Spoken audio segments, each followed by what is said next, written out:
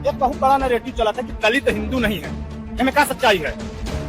कौन कहता है दलित हिंदू समाज से में आता है? अच्छा, जो कहता है उसको आप क्या कहेंगे? क्या कहेंगे? वो सामने आकर के हमको बोलेगा कि हिंदू समाज ये नहीं है, फिर उसको मार करके यहीं पर सुता देते हैं। भैया हम नहीं कहते, हम सुन लो सनातन धर्म हम पहले सुनो इधर आओ, हम तो गले लगा हुआ था, हम कहा था हिंदू हिंदू भाई भाई, हिंदू मुस्लिम भाई, जो कहा था दलित हिंदू है ही नहीं, उसको क्या कहा? वो ऐसे पागल की तरह बोलता है, बोलने दीजिए। वो पागल है, उसके बारे में क्या बोलेंगे? उसको हम अपने दिल से बोलेंगे पागल है।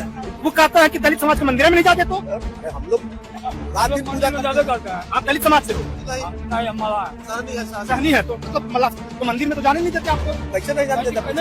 सब जान देते में हम दिन रात देखते हैं। तो भाई इस भाई के लिए 200 जय श्री राम लिख दो और वीडियो को ज्यादा से ज्यादा शेयर कर दो। तो नीले कबूतर को जो कहते हैं कि हम हिंदू धर्म से नहीं। जय श्री राम।